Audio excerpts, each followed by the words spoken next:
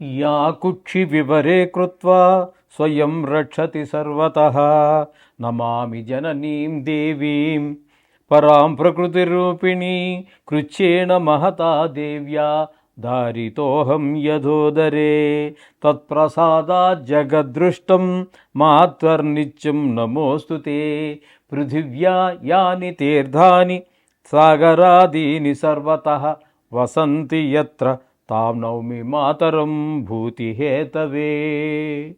మాతృదేవోభవ.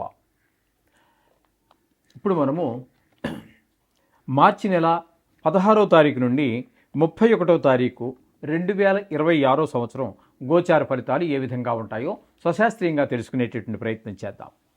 సింహరాశి వారికి మార్చి నెల 16వ తారీఖు నుంచి 31వ తారీఖు వరకు 2026 సంవత్సరంలో గోచార ఫలితం ఏ విధంగా ఉన్నాయో సశాస్త్రీయమైన పద్ధతిలో తెలుసుకునే ప్రయత్నం చేద్దాము.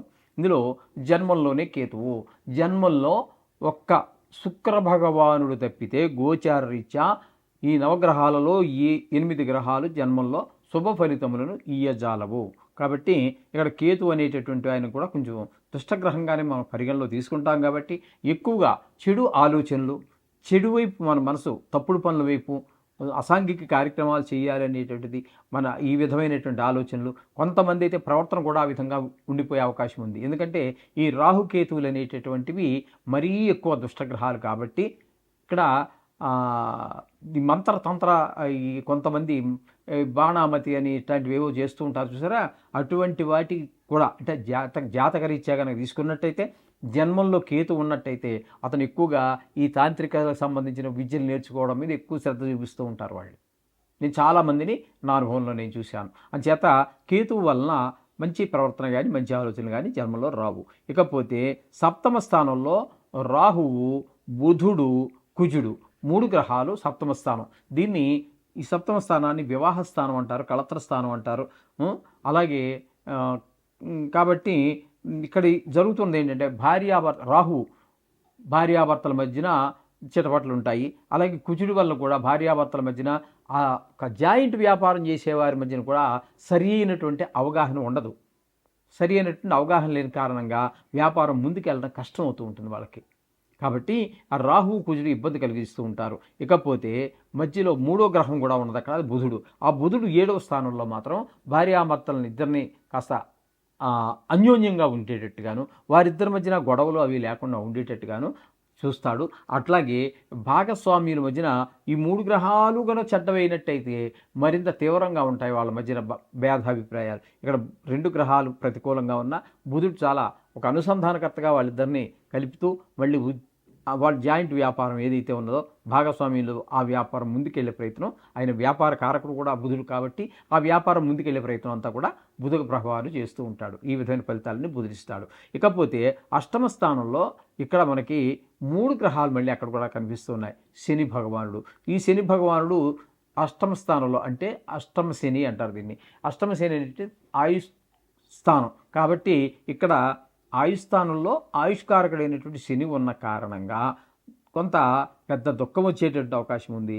ఎవరో మన వాళ్ళకి కొంచెం అపాయం జరిగేటటువంటి అవకాశం ఉన్నది, ప్రాణాపాయం.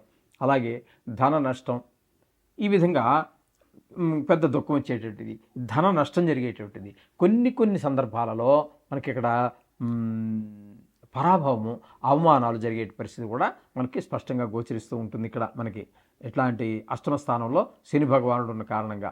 అలాగే అష్టమ స్థానంలో రవి సంచారం కూడా ఇంచుమించుగా ఇవే ఫలితాలన్నీ ఇస్తుంటాయి. పెద్ద దుఃఖము, ఎవరో అయిన వాళ్ళకి యాక్సిడెంట్ అవ్వటము, ధన నష్టం, కలహాలు, పరాభవాలు ఇవన్నీ జరుగుతుంటాయి. అయితే అక్కడ ఈ శని రవితో పాటుగా శుక్రుడు కూడా 25వ తారీఖు వరకు, 16 నుంచి 25వ తారీఖు వరకు, అంటే 10 రోజుల పాటు అక్కడ మనకు సంచారం చేస్తున్నారు. ఆ 10 రోజులు శుక్రుడు మాత్రం మీకు అనుకూలమైన ఫలితాలు ఇస్తారు. అష్టమ స్థానంలో శుభ ఫలితాలు ఇచ్చేటటువంటి మన జ్యోతిష మిత్రులు కూడా చెప్తున్నానండి. అష్టమ స్థానంలో గోచార రీత్యా ఇచ్చే శుభ ఫలితాలు కలగజేసేటటువంటిది 1 బుధుడైతే 2 శుక్రుడు. ఈ 2 గ్రహాలు మాత్రమే అష్టమ స్థానంలో సుఫలితాలు ఇచ్చేటట్టు. ఇక్కడ మనం ఇప్పుడు శుక్రుడు గురించి చెప్పుకుంటున్నాం కాబట్టి ఇక్కడ శుక్రుడు ఈ 10 రోజులు చాలా సుఫలితాలే మనకి ఇవ్వబోతూ ఉన్నారు. ఎవరికి? ఈ సింహరాశి వారికి. అలాగే 9వ స్థానం భాగ్యస్థానంలో ఒక 6 రోజులు ఉన్నారు.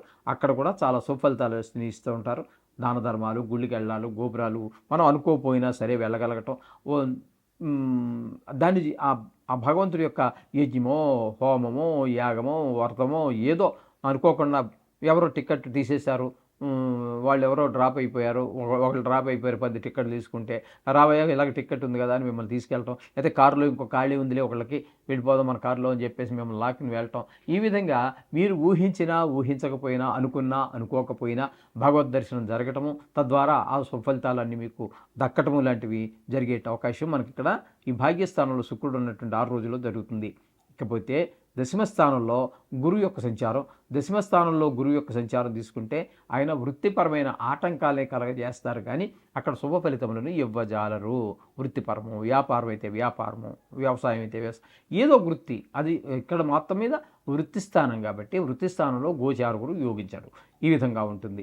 ఈ విధమైన ఫలితాలన్నీ కూడా మనం సింహరాశి వారికి చెప్పుకోవాల్సి ఉన్నది. అయితే మొత్తంగా వీటికి అనుకూలమైనటువంటి ఫలితాలు ఇచ్చేటటువంటి గ్రహం ఏంటంటే ఒక బుధుడు ఉన్నాడు, శుక్రుడు ఉన్నాడు. ఈ 2 గ్రహాలు మాత్రమే అనుకూలమైనటువంటి ఫలితాలు ఇస్తున్నాయి. మిగతా గ్రహాలు ప్రతికూలంగానే ఉన్నాయి. కాబట్టి వీరు కూడా తగి జాగ్రత్త తీసుకోవలసే ఉంటుంది. ధన విషయంలో కానీ, మాట విషయంలో కానీ అన్ని జాగ్రత్తగా. ధనం ఈవేళ మీకు గబుక్కుని కొంత లాస్ అయినా, పోగొట్టుకున్నా దాన్ని మళ్ళీ సంపాదించుకోవచ్చు. మాట విషయంలో మాత్రం మళ్ళీ చాలా కష్టమండి.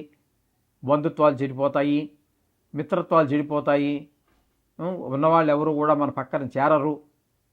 ఈ మన ప్రవర్తన, మాటలు, తీర్చి లేకపోతే మాత్రం ఈ విధమైనటువంటి ఫలితాలు, అవమానాలు ఇవన్నీ కూడా పొందవలసి వస్తుంది. కాబట్టి మాటను మాత్రం చాలా జాగ్రత్తగా వాడండి. ధనం కంటే కూడా మనకి చాగంటి కోటేశ్వరరావు గారు కూడా వారి ప్రసంగంలో చెబుతూ ఉంటారు, మాట చాలా జాగ్రత్తగా ఉండాలి.